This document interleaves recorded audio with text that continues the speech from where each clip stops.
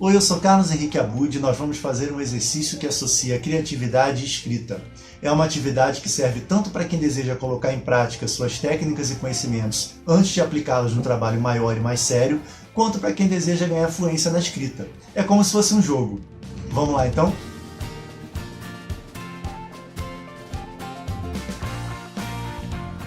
Muito bem, mais um dia, mais uma história, e antes da gente começar eu tenho que lembrar que aqui embaixo na descrição tem a playlist com todas as outras histórias que já foram feitas, todos os outros exercícios, né? E hoje o tema do exercício é medieval. Eu escolhi essa imagem aqui, que é uma imagem que eu achei muito interessante porque tem uma magia, né? Tem um tipo de magia, mas é uma magia mais artística, por assim dizer, né? Que é um personagem que está encantando algumas crianças, dando formas a elementos mágicos e tal. Então eu achei legal porque isso aqui também tem muito a ver com o conceito de artomancia que aparece nos livros que eu já escrevi. Então, assim, o fato dele estar usando a magia para entreter as crianças e não ser uma imagem de guerra e tudo mais, né? De batalhas medievais, já ajuda a fugir um pouquinho do clichê, né? Tem essa história, né? Eu sempre gostei muito do tema medieval, sempre escrevi sobre isso quando eu era mais novo, quando eu jogava RPG e tudo mais, mas com o tempo esse tema virou um clichê, né? Ficou muito batido, ficou muito saturado, todo mundo queria escrever sobre fantasia medieval, então eu acabei trabalhando outros tipos de fantasia e não quis mais trabalhar muito essa coisa do medieval clássico, da espada, magia e tudo mais, né?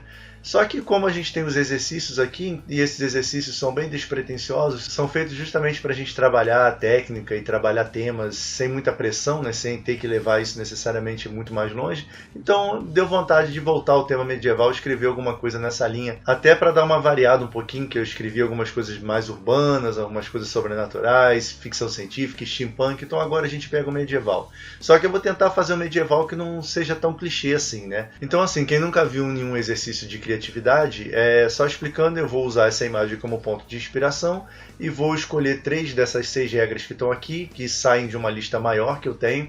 Aqui tem 3 regras que sobraram do último exercício, eu adicionei 3 novas, e aí eu vou fazer o sorteio das 3 regras e em cima disso eu vou montar uma premissa e a partir daí eu vou escrever uma história, né? Então vamos fazer o sorteio para ver o que dá aqui. Vou usar o D6. 3. Alguém volta para casa.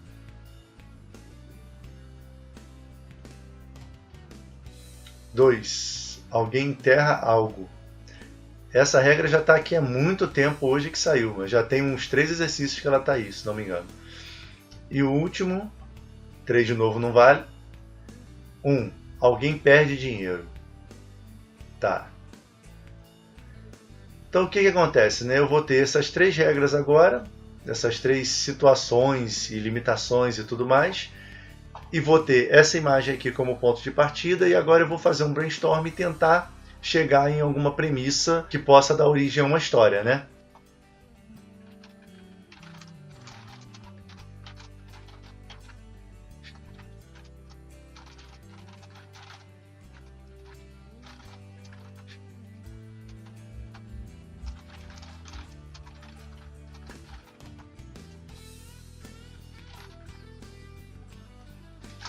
Então assim, segundo as 3 regras ali, né? Alguém perde dinheiro, aí eu pensei em jogo, que seria uma coisa óbvia, né? Ou roubo, né? Então tá bem definido ainda essa parte, porque são 2 clichês, né? Então vamos ver se a gente ou consegue trabalhar isso de uma maneira original ou pensar em alguma coisa mais criativa, né? Mas ou no jogo ou foi roubado, né? Alguém volta para casa. Aí eu pensei na figura do viajante, né, medieval, isso é bem um raciocínio bem óbvio, um viajante. E eu pensei no menestrel, porque o menestrel era um itinerante, né, um artista de circo. A gente às vezes confunde os conceitos de bardo e menestrel, né, que são personagens da fantasia medieval. E assim, o bardo era um erudito, aquele que se dedicava a preservar a cultura, com a história, a política e tudo mais. E o menestrel era esse artista de circo, um artista itinerante que viajava de lugar em lugar para ganhar dinheiro. Mas na fantasia medieval, meio que desses 2 tipos de personagem meio que se mesclaram, por assim dizer, né? Então também a gente pode trabalhar uma mescla dos 2, fazer o bardo, o menestrel, né? Bardo barra menestrel, e pensar nessa pessoa procurando voltar para casa depois de passar muito tempo viajando, depois de passar muito tempo se apresentando, aí de repente ela quer voltar para casa, né? Esse personagem, né? Então estou pensando nessa linha aí. E alguém enterra algo, um amuleto, alguma coisa de valor, ou Se a gente quiser um conflito, uma coisa mais triste, esse menestrel perdeu um mascote, perdeu um animal, né, que viajava com ele, e ele está enterrando nessa cidade, né? Então meio que eu estou começando a pensar uma história. Eu queria uma coisa que não fosse muito grandiosa, muito épica, de batalhas e tudo mais. Eu não queria que tivesse uma luta, por exemplo, na história, né? Eu queria uma coisa, sair um pouco do que se espera de uma fantasia medieval e pensar numa coisa bem mais introspectiva. Talvez escrever na primeira pessoa, né? Isso seria interessante. Eu não faço isso há muito tempo, e nesses exercícios eu não fiz nenhuma vez, então de repente trabalhar na primeira pessoa seria interessante, né? E aí poderia ser esse menestrel escrevendo, aí seria a mistura do bardo com o menestrel, né? Poderia ser um escrito dele, né? Poderia ser uma reflexão desse menestrel. E aí a gente poderia dar um sentido de crônica, né? O que é uma crônica, né? A crônica parte de algo do cotidiano, de alguma observação, de algum sentimento. Isso vai gerar um texto com começo, meio e fim, segundo esse tema, né? Segundo esse acontecimento, essa observação que o cronista faz, né? Então, de repente, escrever uma crônica medieval seria interessante, como se fosse uma coluna de jornal, uma coluna, né, que se tem hoje em dia, só que escrita por um menestrel e logicamente não é publicada, seria um livro dele, um escrito desse menestrel. E um motivo de conflito ou de tristeza, por assim dizer, é a perda do mascote dele, né? De repente ele perdeu essa companhia dele, né, essa criatura que viajava com ele está nessa cidade. Pode ser isso e pode ser outras coisas que vão motivar ele a escrever esse texto, né? Então, de repente a gente pode fazer as coisas coincidirem, né? A perda do mascote com a perda do dinheiro, né? Então eu vou pensar um pouquinho mais aqui para ver se eu consigo me aproximar de uma premissa.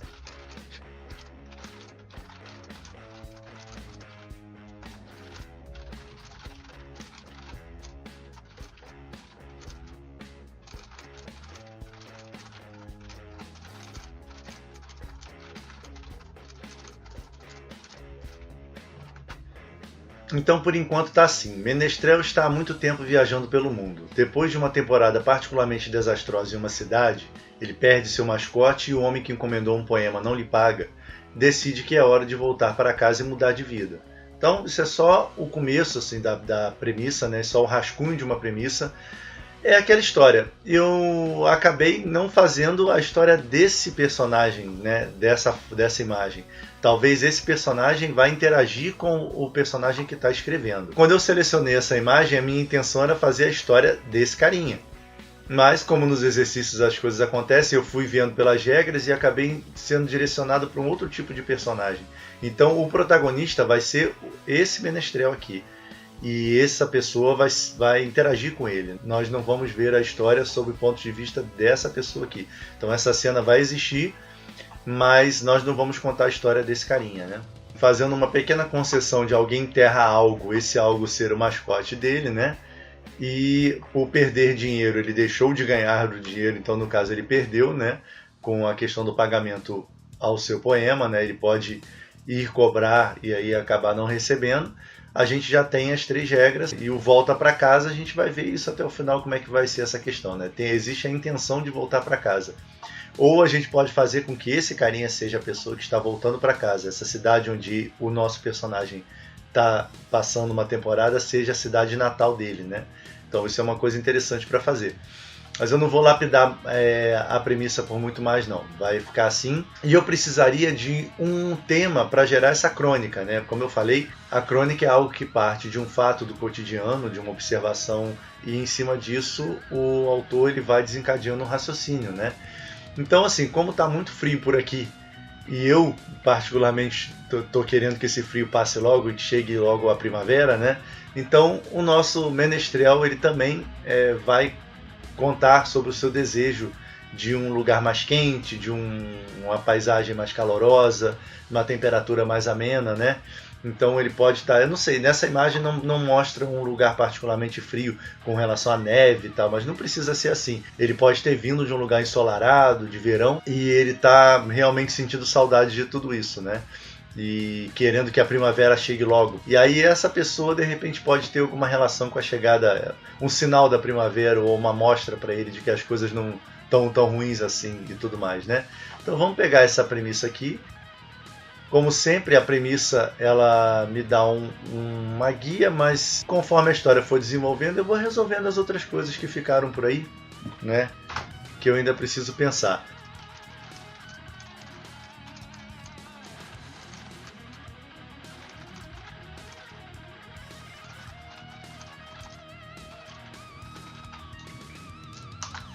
Então aqui eu assumi assim uma escrita um pouco mais empolada, uma coisa mais cheia assim de voltas, né, para falar uma coisa simples, porque é um menestrel escrevendo e eu quero mostrar bem a voz desse menestrel, né, porque como a gente não vai ter uma descrição, a gente só vai estar lendo o que ele está escrevendo, então a gente precisa entender melhor sobre o personagem segundo as suas palavras, né? Então ali eu comecei assim: que lástima precisar enterrar meu fiel companheiro sob uma das árvores raquíticas e despidas que brotam na praça dessa cidade. Logo ele, que tanto apreciava folhagens viçosas e flores multicoloridas. Então eu estou dando uma ideia da sensibilidade desse personagem, né? E que ele acabou de enterrar o seu mascote, né? O seu fiel companheiro. Eu ainda vou detalhar um pouquinho mais isso, mas assim, é a abertura, né? Então ele vai explicar melhor por que ele está escrevendo isso, que foi um dia particularmente triste para ele, não só pelo que aconteceu, mas também porque ele está aí nessa cidade há muito tempo para terminar um trabalho que lhe foi encomendado e na hora de ele receber, ele não recebeu. Né? Então, ainda por cima, né? Eu não quero usar esse desejo dele de voltar para casa, porque vai repetir uma motivação, né? Uma situação das personagens da saga das Irmãs Pugh, que elas também tinham o lance de desistir da caça ao tesouro para voltar para casa, né? Então eu realmente não vou seguir a premissa totalmente, e quem está chegando é esse personagem que está voltando para casa, essa cidade é a casa dele. E aí pode ter meio que um contraste, ao mesmo tempo que essa personagem que está escrevendo o texto não gosta da cidade, está doido para ir embora, ele vai chegar feliz de estar voltando para casa e vai ver aquele lugar com outros olhos, né? Então pode ser que essa diferença de olhares seja a tônica dessa crônica, né?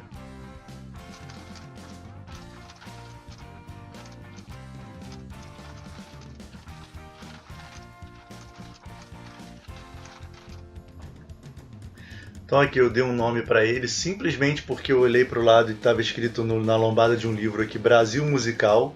Então eu tirei o finalzinho de Zil e o M de musical para virar Ciúme, mas ciúme era pouco, então ciúme dos olhos amarelos, porque a criatura tem olhos amarelos, né? E esse menestrel é tão meticuloso que ele fez questão de registrar no texto. Esse era seu nome completo, né? Para dar mais uma característica assim, da personalidade do menestrel, né? Seguindo. Foi um mascote notável, alegrava-me com suas acrobacias, atuava brilhantemente nas apresentações e amenizava consideravelmente minha solidão. Então, além de eu estar mostrando que não era uma pessoa que ele estava enterrando, o fiel companheiro era um mascote, né, e as funções do mascote, eu estou começando a introduzir o que esse personagem faz da vida, porque o leitor até agora não tem como saber, né? E ele está conformado, né, tem uma certa resignação.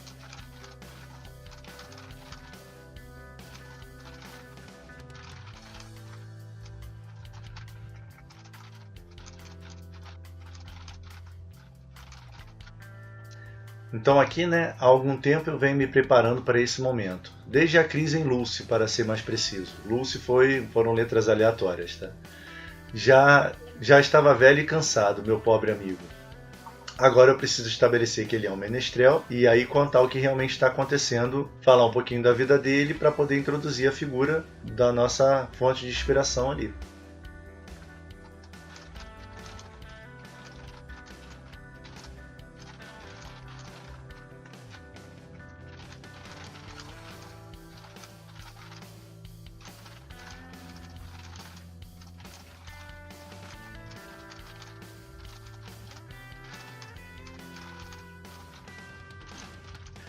Então, por puro cacuete, né, eu estava começando a escrever a história contando os fatos gradativamente como se ele estivesse vivendo e escrevendo ao mesmo tempo.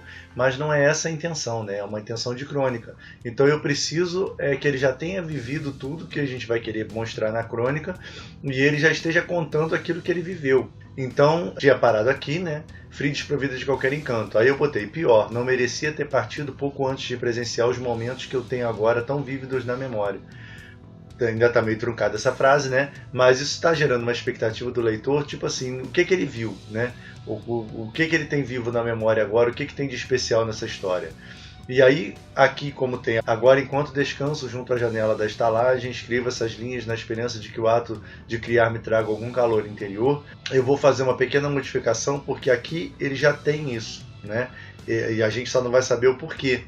Então a tônica tem que ser, eu estava ruim, eu estava triste, eu estava, né, deprimido e perdi o dinheiro e tudo mais.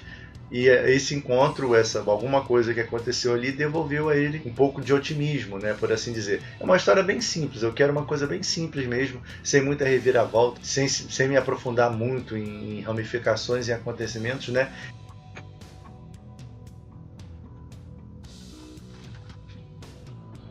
Aqui eu mudei o momento, em vez de momento botei para perdê-lo, né, em vez de para esse momento, porque tem momento aqui embaixo, né?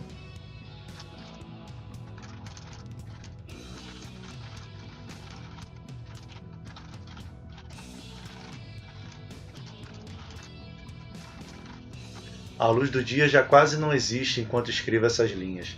Como os castiçais ainda não foram acesos, sento-me no peitoril da janela da estalagem para continuar. Então, estou dando uma indicação da situação dele, né, do lugar onde ele está. E agora eu preciso falar um pouquinho da vida dele como menestrel, né? Talvez essa questão que eu falei no início do bardo ser um erudito e cuidar da preservação histórica e da política, o menestrel ser só um artista de rua itinerante, talvez isso seja algo que possa ser incorporado ao perfil do personagem, né? Ele tirar dinheiro mesmo, trabalhar para a corte, né? Trabalhar para nobres e clérigos e tal, fazendo textos e poesias sob encomenda, e ao mesmo tempo ele querer fugir desse ambiente, fugir desse tipo de pessoa, indo para a rua, viajando e tocando o instrumento dele em festas populares, em apresentações populares, né?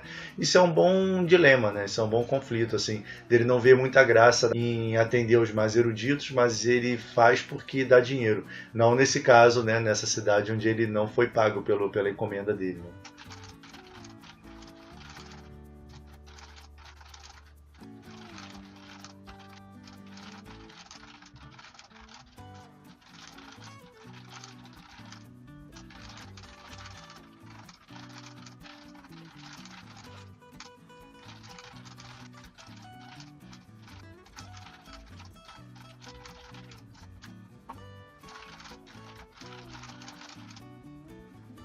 Então aqui eu estabeleci um descontentamento, né, do personagem, eu introduzi logicamente a atividade dele, que até agora não tinha, e introduzi um descontentamento dele com a sua condição, né? Então ali, a luz do dia já quase não existe enquanto escrevo essas linhas. Como os castiçais ainda não foram acesos, sento-me no peitoril da janela da estalagem para continuar. Não que eu alimente qualquer pretensão de que esse texto será lido por algum cavaleiro, nobre ou clérigo.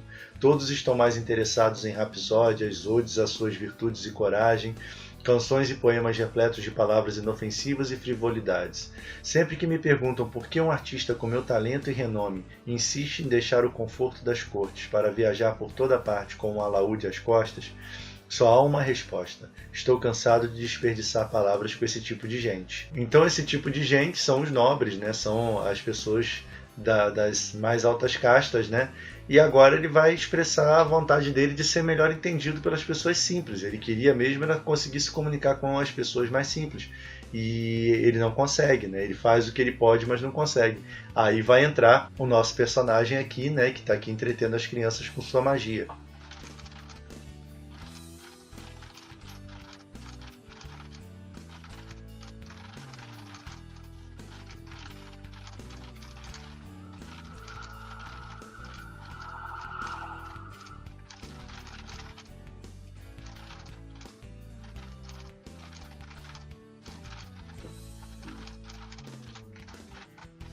Queria eu ter talento suficiente para transformar minhas visões em canções simples, que inspirassem e contagiassem aqueles que não possuem coisa alguma.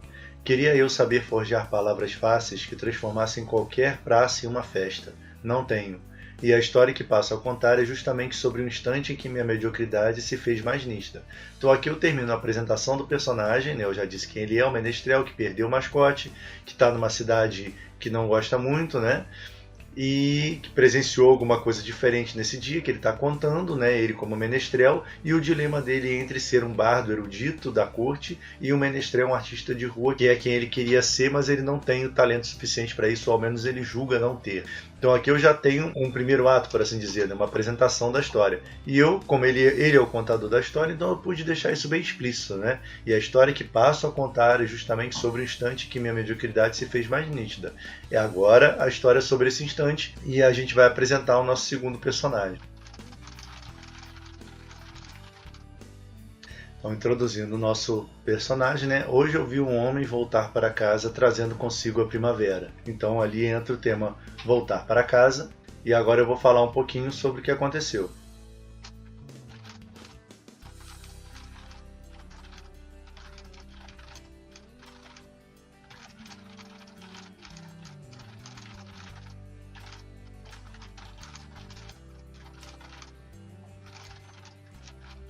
Então aqui ainda tinha manchas de terra úmida nas mãos quando alcancei a residência de Sir Pantoval. Pantoval é porque eu precisava de um nome esdrúxulo, né? Um nome de nobre, mas um nome de nobre ridículo, né? E seria Pandoval, mas aí Pandoval também é ridículo demais, né? Então virou Sir Pantoval. E ainda tinha manchas de terra úmida nas mãos para dizer que foi logo depois do enterro do mascote dele, né? Foi para terminar sua odiosa peça que me detive por tanto tempo aqui. Quando bati a porta, estava ansioso por receber o que me cabia e deixar a cidade logo em seguida, mas não recebi. Que tem recebi, trocaremos agora.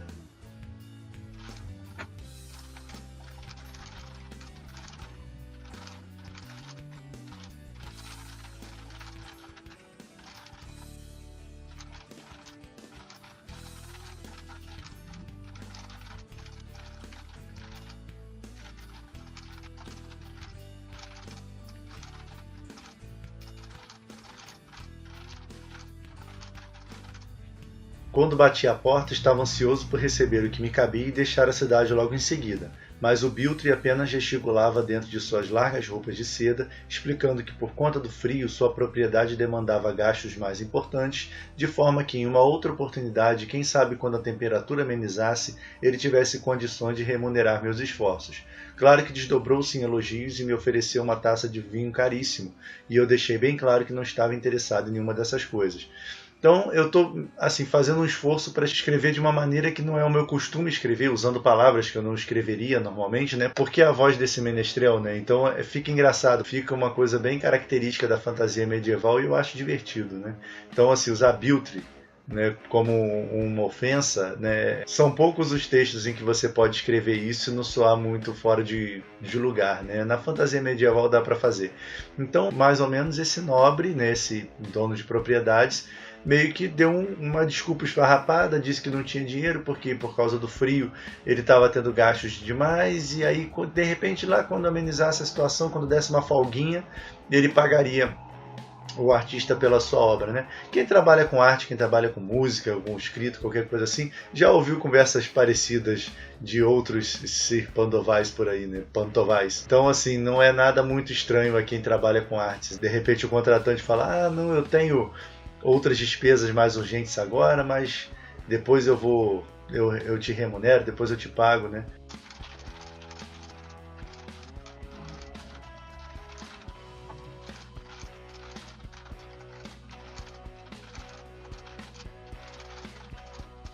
Então, de qualquer forma, deixei o lugar como cheguei.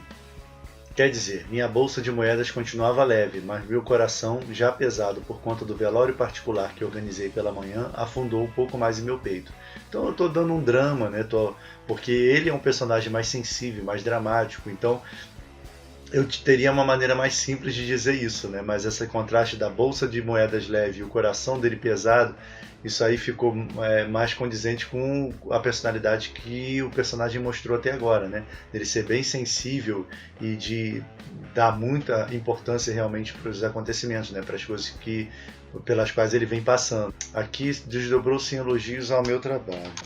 Agora eu tenho algumas possibilidades para levar a história, né? Tem a questão do frio, que eu vou aprofundar um pouquinho mais, né? Porque eu já dei uma pista que o nobre falou que quando a temperatura amenizasse ele receberia, e eu falei em cima que ele conheceu uma pessoa que trouxe a primavera mais cedo, né? Como é que tá ali que eu já esqueci? Voltou. Hoje eu vi um homem voltar para casa trazendo consigo a primavera. Então algum feito, alguma ilusão que ele fez, né? Que deu esse efeito. Então tem algumas coisas aí, ele pode realmente tentar ganhar a atenção popular dessa vez e algumas moedinhas e deixar para lá esse dinheiro do nobre, né? E aí virar de vez o bardo um menestrel do povo. Ele pode realmente ser ajudado por esse cara a conquistar um público e aí ganhar o seu dinheirinho, né? Então eu vou intensificar um pouquinho mais essa situação dele agora, deixar um pouco mais nítido o fato dele não ter dinheiro para ir embora e ao mesmo tempo ele não quer deixar para trás esse dinheiro que ele tem direito de receber depois de passar tanto tempo se esforçando com essa peça, e a diferença de postura desse cara que volta para casa alegre, né, que ele está retornando para a cidade e tem essa magia com ele, né, ele faz essas coisas. A gente não estabeleceu ainda qual é o grau de magia dessa história, né? Pela imagem, pelo que o personagem ali está fazendo, é uma história de alta fantasia, então a magia não é nada sutil, é uma magia bem explícita, né? E ao mesmo tempo pode ser uma lenda, podem ser coisas que as pessoas já ouviram falar, mas ninguém presenciou, e ele vai ver esse fenômeno, né? Essa pessoa fazendo esse tipo de ilusão que ele pode ter aprendido longe e agora voltou para casa. Então tem algumas possibilidades para onde a gente vai, né? Eu tenho que dar um nome para esse personagem, e lembrando assim de bardos e menestréis famosos e tal, né? Tem um álbum do Deep Purple chamado The Book of Taliesin. E Taliesin, não me lembro direito agora, mas eu acho que o livro de Taliesin era um compilado de histórias de menestréis e de bardos de antigamente, que alguém registrou, né, da cultura celta, se não me engano. Eu sei que existe um livro chamado The Book of Taliesin, e nesse livro tem histórias e textos de bardos, ou de um bardo, não me lembro bem. E eu sei que tem um álbum do Deep Purple com esse nome, né? E é o que eu vou passar a ouvir a partir de agora para dar uma inspirada. E o nome desse personagem vai ser Taliesin.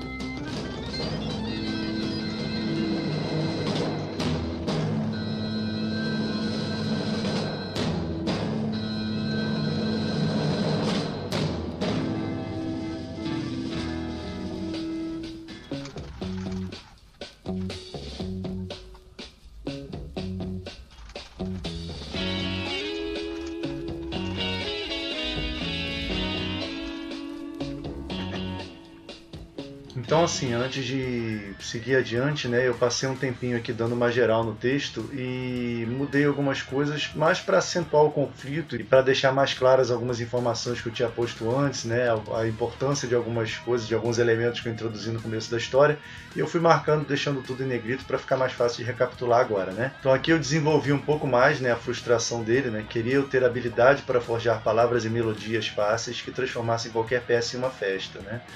Isso porque isso aqui vai ser importante para o dilema dele, né? O que eu estou me pegando agora para dar continuidade à história é esse dilema dele ser bem compreendido e bem aceito entre nobres e ao mesmo tempo querer estar com as pessoas simples e querer se comunicar com as pessoas simples, né? Escrever músicas e tal e ser remunerado pelo povo.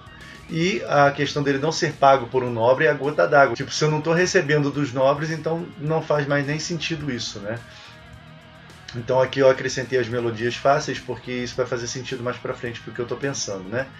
Então hoje eu vi um homem voltar para casa trazendo consigo a primavera, que vai ser esse personagem. Mas isso foi depois de tudo parecer pior do que nunca. Eu precisei dar uma pontuação aí, né? Dar uma quebra entre um parágrafo e outro, porque aqui ainda tinha manchas de terra úmida, parece que ele está falando desse homem.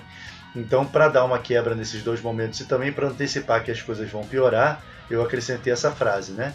E por último aqui, ele ficou na cidade para terminar a odiosa peça que o Sir Pantoval encomendou a ele, né? E aí ele gastou o dinheiro durante a estadia dele para trabalhar na peça para o nobre e ao mesmo tempo ele não recebeu dinheiro nas apresentações dele, né? Então eu vou ler como é que eu botei esse pensamento aqui. Gastei o pouco que tinha durante esse período e para piorar, minhas apresentações renderam bem menos do que o costume.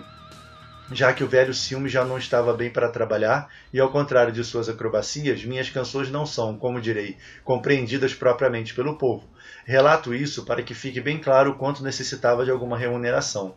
É legal isso aqui, né, esse relato, isso, porque como está na primeira pessoa, então fica muito mais fácil de você justificar as coisas, né? Se eu estivesse escrevendo na terceira, se eu fosse um tipo de narrador que estivesse observando a história, eu teria que fazer algum gancho aí, alguma coisa diferente para poder evidenciar essa questão, mas como ele está contando a história, isso fica mais simples, né? Eu posso fazer isso de forma mais direta. Seguindo, assim, quando bati a porta muito bem adornada de meu contratante, estava ansioso por receber o que me cabia, e logo em seguida deixar essa cidade que tinha em baixíssima conta. Aqui eu inverti a ordem das coisas, né, e eu estou ainda frisando que ele não estava gostando da estadia dele na cidade, lógico, estava acontecendo tudo de ruim, né, e isso é importante para a virada que vai ter mais para frente, né. Então até então, né, era legal até botar aqui que tinha até então em baixíssima conta. Esse personagem, como ele ele está escrevendo sua própria história, então eu preciso mostrar as características dele na maneira como ele escreve, né? E ele faz muita explicação entre vírgulas, né? Apareceram essas ao longo do texto e eu estou valorizando isso. Então, por exemplo, aqui o até então, como direi, ao contrário de suas acrobacias, tudo entre vírgulas, né? Explicando bonitinho. Então essa é uma característica, já que eu não tenho como trabalhar a descrição dele de fora para dentro, né? Na aparência e tudo mais, a não ser que ele queira contar alguma coisa relativa a ele, então fica mais fácil definir a voz do personagem, mostrando aí o jeito dele escrever. Então, como foi surgindo um monte de aposto ao longo do texto, eu decidi abraçar isso e agora valorizar. Eu vou beirar o exagero, assim, sempre dando essas explicações entre parênteses, porque isso agora ficou característico desse personagem, né? Ele não tem nome, eu não sei se ele vai ter um nome, né? Esse aqui vai ter. Mas o personagem que está relatando, eu não sei se ele vai ter nome, até então não surgiu a oportunidade de colocar, e eu não sei se ele escreveria o próprio nome num texto dele, né? Então vamos ver como é que vai ficar para frente. Então uma outra alteração aqui que estava só por conta do frio, né? Então eu troquei por conta do inverno, que estava particularmente frio esse ano, só para explicar um pouquinho melhor.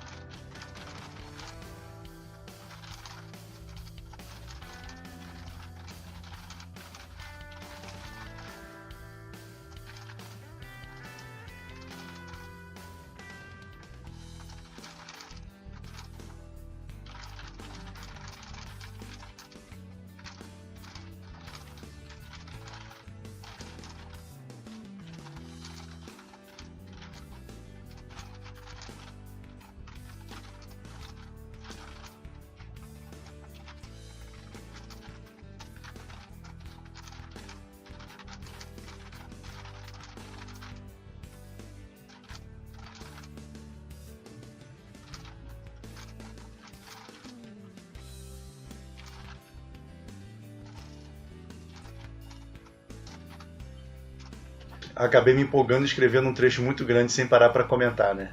Mas vamos lá. Fechei o casaco e decidi caminhar até o distrito da Lança. Ainda não havia comido nada e, como já observei bem durante minhas andanças, é mais fácil encontrar empatia e caridade entre os menos afortunados. Pouco a pouco, as casas foram ficando menores e mais feias, as ruas mais úmidas e estreitas. Pretendia encontrar o que comer no porto, junto aos sempre animados estivadores, mas parei antes ao avistar um rosto conhecido. Então eu estou trocando ele de cenário, né? Porque esse lugar aqui, se você for olhar, não parece um lugar muito sofisticado, né? Parece um lugar mesmo afastado.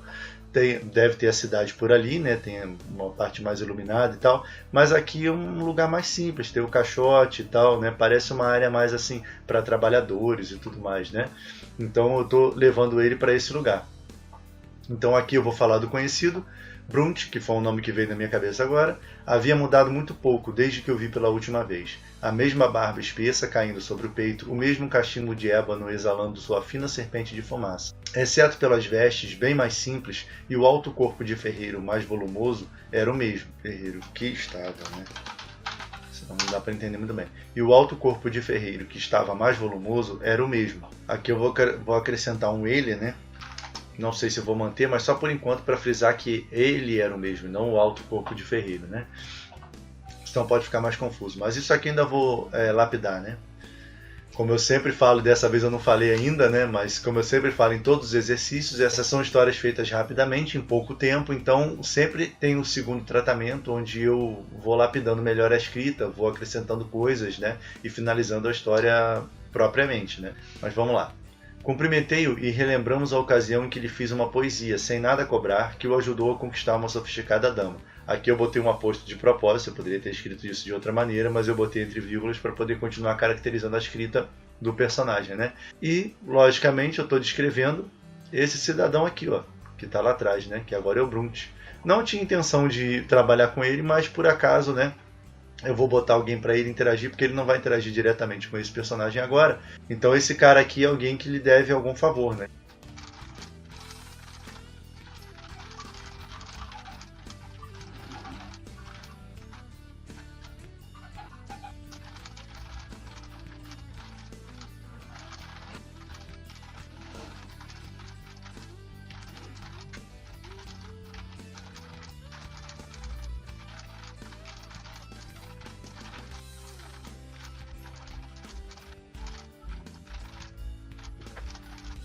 Então, conformado, ele contou que sua boa vida durou pouco. Conforme o fogo da novidade foi abrandando, seus modos rudes e pensamentos simples começaram a entediá-la, né? Entediar a dama que ele conquistou com um poema do nosso personagem, né? Contei a ele meus próprios infortúnios. Brunt lamentou a perda de Cilme, cujos truques sempre lhe faziam rir. Então eu voltei com a figura do mascote para não, né, para aproveitar a informação que eu já dei no começo da trama e mantê-la viva, né? E com isso justificando o perfil do personagem. Depois se ofereceu para ir até o homem que me devia e fazer a cobrança do seu jeito. Confesso que, em meu íntimo, fiquei animado com a oferta, mas não gosto de violência. De qualquer forma, esse dilema não se estendeu por muito tempo. Assim que soube que se tratava de Sir Pantoval, ele logo retirou a oferta. Então, isso é só mesmo para mostrar o perfil dos personagens. Um agiria na força bruta, o outro não gosta de violência. No final, mostrou que o nobre realmente era poderoso, que não valeria a pena enfrentá-lo dessa forma. Essas coisas são engraçadas mesmo, né? Acabou que essa imagem escolhida para inspirar a história, ela não surgiu no início da história, né? Foi criado todo um caminho para chegar até essa cena final. Então é interessante a maneira como a inspiração funciona. Eu poderia ter feito a história desse personagem, né? E essa dinâmica dele com as crianças e tal. E acabou que surgiu um outro personagem completamente diferente. E eu estou escrevendo a história do cara que está lá atrás, encostado, e o personagem ainda não entrou no conto, né? Isso não tem problema nenhum, a inspiração funciona assim mesmo, a gente vai desenvolvendo e vai escolhendo o melhor caminho, né, enquanto a gente está trabalhando. O importante aqui é aproveitar as regras e que essa imagem apareça em algum momento da história, e vai aparecer agora perto do desfecho. Aqui eu troquei porque já tinha uma oferta aqui embaixo, então eu botei tal possibilidade aqui para não ficar oferta e oferta, né? Logicamente tem muita palavra repetida por aí que eu não estou percebendo no momento, mas no segundo tratamento a gente resolve.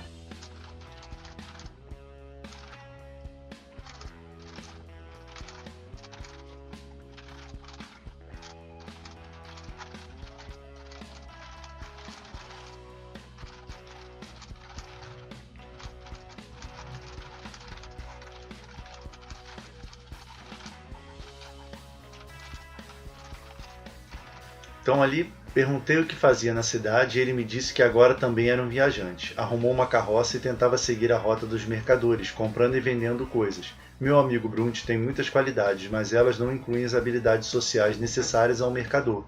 Fiz a ele essa observação e, após uma pausa para apreciar seu cachimbo, ele concordou.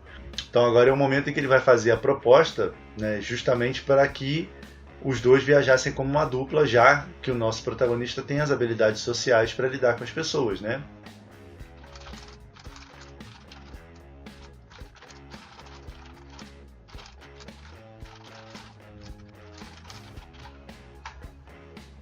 Acrescentei uma frase ali só como uma oportunidade de demonstrar o poder de observação do nosso personagem, né? Então, arrumou uma carroça e tentava seguir a rota dos mercadores, comprando e vendendo coisas. Até o momento, seu sucesso havia sido tão diminuto quanto o meu, e logo deduziu por quê. Porque aí, né, meu amigo Brunt tem muitas qualidades, mas elas não incluem as habilidades sociais necessárias ao mercador. Isso é para dar realmente um toque de que o personagem é inteligente, é observador, né? Já está um pouco à frente na conversa.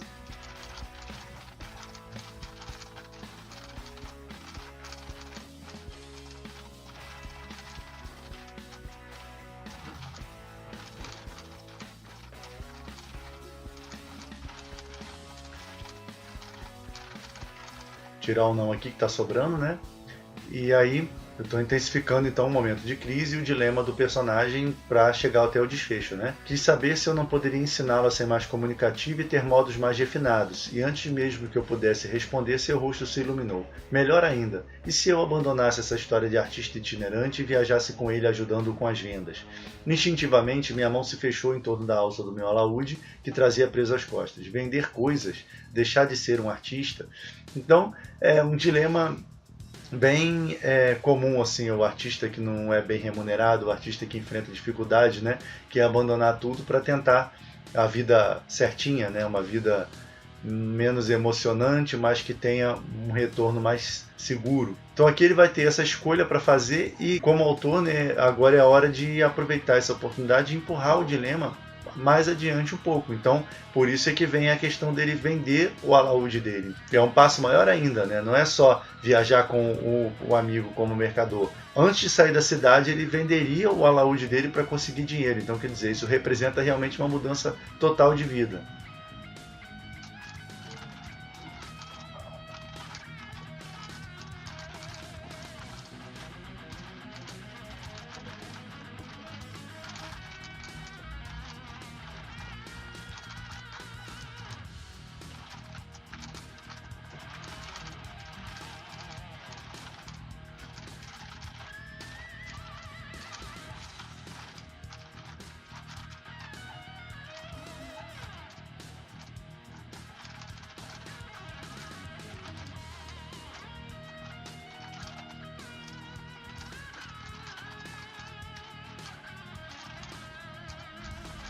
Então, desenvolvendo aqui o interior do personagem, né, o que se passava no interior dele diante dessa proposta, meu gesto atraiu o olhar do meu abrutalhado amigo. Empolgado, ele me disse que sabia de alguém no distrito que pagaria um bom dinheiro pelo instrumento. Se eu concordasse, ele iria correndo buscá-lo. Assim partiríamos sem aquela carga e já com algumas moedas. Até agora não sei explicar muito bem o que senti naquele instante. Posso dizer que estava cansado, com frio e faminto, mas também decepcionado, com o mundo, comigo mesmo. Talvez minha arte só servisse mesmo para alimentar nobres ricos e vazios. E se fosse assim, que diferença teria a minha vida e a de um mercador? Então, tem algumas coisas que tem que formular melhor aí nesse meio do caminho, né? Algumas frases que estão meio truncadas, mas essa não é a prioridade agora. Nesse momento em que ele vai concordar em vender o alaúde e o Brunt vai buscar o comprador, é que vai chegar quem vai mudar o jogo ou não, né? Que é esse personagem que está voltando para casa, né?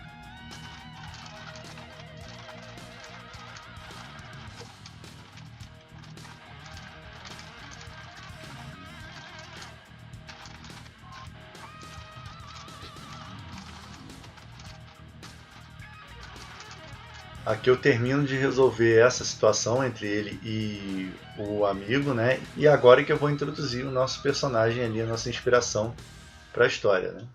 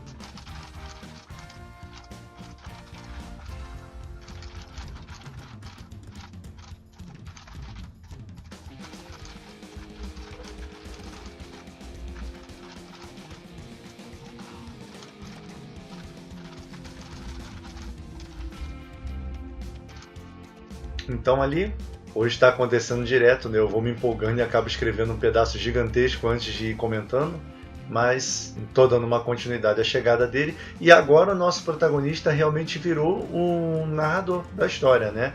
Esse texto, essa carta que ele está escrevendo, agora ela ganha o tratamento realmente de um conto normal, só que em vez do narrador ser alguém não identificado, esse narrador é o nosso protagonista, né? Então ali, continuando a chegada do Taliesin, né? Atravessou a estreita ponte que ligava aquela parte do distrito da Lança ao porto, sua capa mal tremulando, como se o vento frio não tivesse poder suficiente para perturbá-lo. Parou diante de uma casa, não muito distante de onde eu estava. Retirou dos olhos uma mecha dos longos e alvos cabelos e chamou um nome. Segundos depois, uma moça surgiu na janela logo acima, já sorrindo. Ele lhe devolveu o sorriso. Ela desapareceu para ressurgir diante dele após abrir a porta. Os dois compartilharam um longo abraço, só interrompido por algumas crianças, que vieram gritando o nome do recém-chegado e comemorando sua volta para casa. Foi quando eu descobri que ele se chamava Taliesin. Eu já havia ouvido relatos de pessoas que dominavam de tal forma uma expressão artística que suas obras eram confundidas com um tipo de magia. São os chamados artomantes, se não me engano. Porém, jamais havia conhecido um deles e estava certo de que tudo não passava de exageros. Então aqui eu estou introduzindo o personagem, o Artomante, né? Isso já é um conceito que apareceu em várias histórias minhas, inclusive no livro A Vida é uma Tarde de Chuva, né? Já existe o conceito do Artomante. Lá é um Artomante das formas, que trabalha as esculturas de forma a criar lugares e dimensões e tudo mais. No primeiro livro, Alice Black tinha o Artomante dos Sonhos, que criava magia através da música, né?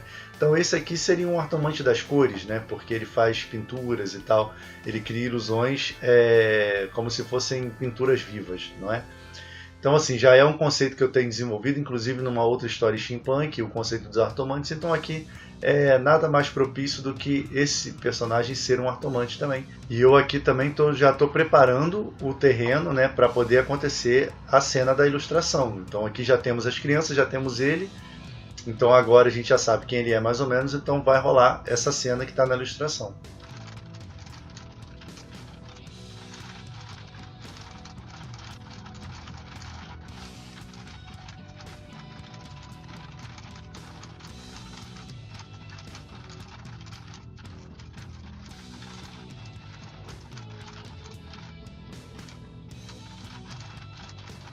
São os chamados Artomantes, se não me engano. Porém, jamais havia conhecido um deles e estava certo de que tudo não passava de exageros.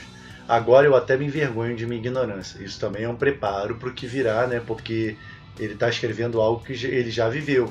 Taliesin recebeu as crianças com alegria. Comentou uma coisa ou outra sobre suas andanças e quis saber delas como estavam as coisas. Aí tem coisa e coisa, né? Depois eu ajeito. Mas àquela altura nenhuma delas queria falar. Imploravam para que ele realizasse algo que no momento não entendi muito bem.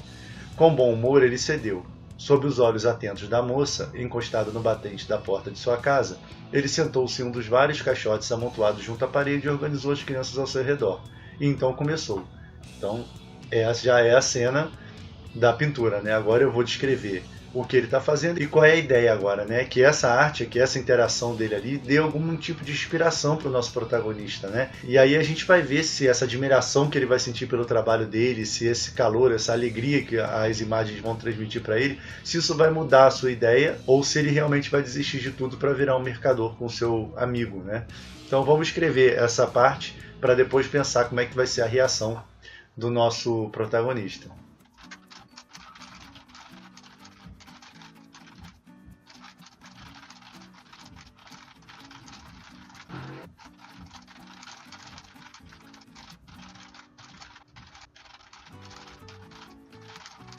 Então ali uma descrição da imagem propriamente, né? Eu desenvolvi algumas coisas, ali só tem as borboletas, então eu dei uma expandida nessa cena, né? Nessa interação deles.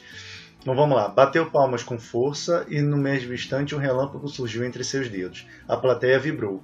O homem gesticulava com suavidade enquanto recitava um lindo poema. Falava sobre a chegada da primavera e borboletas deixavam as pontas de seus dedos. Sobre o sol e a brisa morna no fim da tarde, e flores e folhas desabrochavam da palma de sua mão, enrolando-se como ornamentos pintados com tinta brilhante em pleno ar. Então ainda tem umas coisas para acertar aí, tem dedos e dedos também, né, que eu já reparei. Então agora o nosso protagonista vai ser pego observando essa cena e o Taliesin vai tratá-lo como igual, né, vai ter uma certa cumplicidade, tipo ele vai tranquilizar as crianças dizendo não, ele pode ver isso aqui porque ele é um de nós, né. Isso vai mexer um pouco com o nosso protagonista e a gente vai ver como agora, né.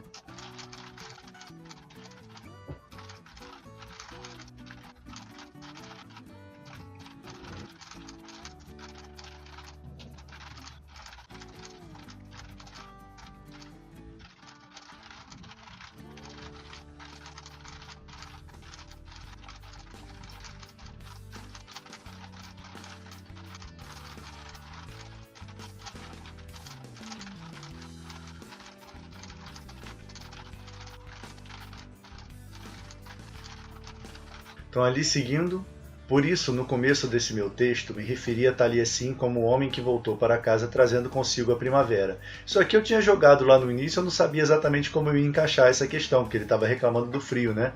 Então agora eu meio que recapitulei porque encaixou certinho, porque ele está fazendo borboletas e tal, e eu falei muito do frio na história, então a gente consegue fechar esse ciclo. Né, o homem que trouxe consigo a primavera, porque ele está fazendo os temas ali. Eu acentuei nessa questão dele falar da chegada da primavera, do calor, do vento quente, das flores e tal, porque ele reclamou disso logo no início e esse era um tema que eu queria mesmo que voltasse em algum momento e acabou que encaixou direitinho, né? Naquele momento experimentei uma calma inigualável, uma alegria silenciosa. Nasceu em mim uma voz a me assegurar com insistência que estava tudo bem. No auge de meu contentamento e admiração, fui descoberto. Uma das crianças, a menor delas, apontou em minha direção, e tudo parou.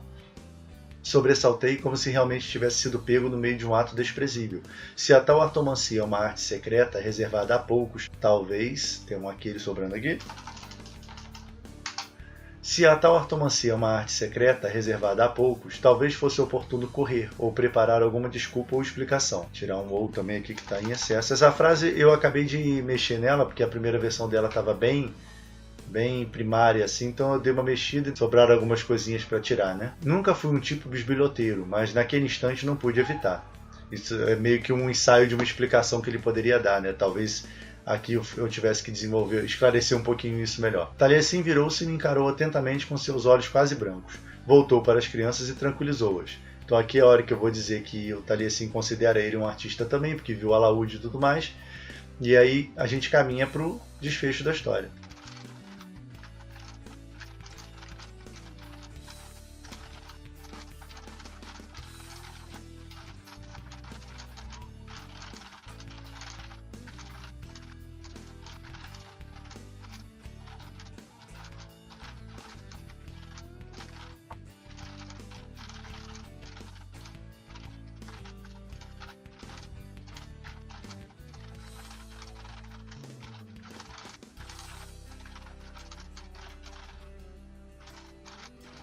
Então, ali seguindo, Taliesin virou-se e me encarou atentamente com seus olhos quase brancos. Voltou para as crianças e tranquilizou-as. Ah, não se preocupem, ele é um artista, é um de nós. Tão logo esvaziei os pulmões, aliviado, o homem fingiu estar tocando um alaúde invisível e perguntou à plateia se não seria bom uma música para acompanhar sua sucessão de imagens. Todos vibraram. Hesitante, sentei-me em um caixote próximo ao ortomante, empunhei meu instrumento e dedilhei as cordas, delicadamente, notas lentas e espaçadas, ondas sonoras procurando um lugar na atmosfera novamente habitada pelas coisas e criaturas brilhantes que Taliesin produzia. Talvez esse parágrafo tenha ficado um pouco grande demais. Logo surgiu um tema, uma melodia, depois variações, ramificações, por cima de tudo a letra. Bela e simples, fácil para as crianças cantarem, como sempre sonhei. Então aqui eu estou dando um fechamento para a aspiração do personagem logo no início, né? Que era o que ele queria sempre fazer. Então a gente tem um momento de virada na história, né? Um momento em que ele experimenta realmente aquilo que ele desejava desde o início da história. Aqui eu voltei lá para metade do conto mais ou menos para adicionar uma observação que depois eu vou desenvolver melhor no segundo tratamento, mas só para eu lembrar. Concordei, sem vontade, e Brundt se afastou, prometendo voltar logo. Fiquei ali parado naquela rua deserta, sob a sombra de uma construção cinzenta esperando. Foi quando ele surgiu. porque eu preciso dizer que a rua não era tão habitada assim, né? Que estava ele ali escondidinho, alguma pilastra, alguma coisa assim, observando o que estava acontecendo, né? Porque se a rua tivesse muito bem frequentada, não teria sido grande coisa o Artomante ter pego o nosso protagonista observando tudo, né? Então depois eu vou esquematizar isso melhor, qual era a circunstância da rua, as crianças vieram de dentro de uma casa, né, e tudo, e era realmente uma rua deserta, e ele estava num canto ali escuro, num canto sombrio, esperando o amigo, então passaria despercebido facilmente, né? Então vamos agora finalizar essa parte do exercício.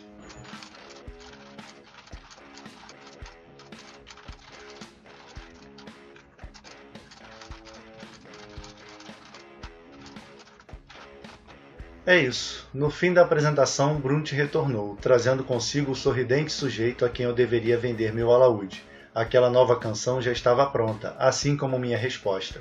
Então a resposta que o nosso protagonista teria que dar ao comprador de seu alaúde, né, e o desfecho dessa história, como isso tudo vai acabar, não vai ser trabalhado em vídeo. Vai haver um segundo tratamento dessa história, onde eu vou acertar as pontas soltas, acertar as partes que ainda preciso desenvolver, esclarecer. E só recapitulando, né, nós temos aí a imagem com o nosso Taliesin e sua artomancia. Nós temos alguém perdendo dinheiro, o nosso protagonista perde o dinheiro lá quando ele toma o calote do nobre. Alguém enterra algo, ele próprio enterra seu mascote, isso o deixa deprimido e encaminha para o segundo ato da história. E alguém volta para casa, que também é o personagem da ilustração. Sendo assim, até a próxima história. O final dessa história você lê lá no Wattpad, o link está aqui embaixo na descrição. Na descrição também tem os links para nossas redes sociais e para o nosso site, onde você pode ver os nossos últimos lançamentos. Aqui do lado tem a playlist com todas as histórias escritas até agora. Fez o exercício também? Publique e manda o link pra gente. Era isso pro vídeo de hoje, abraços e até a próxima.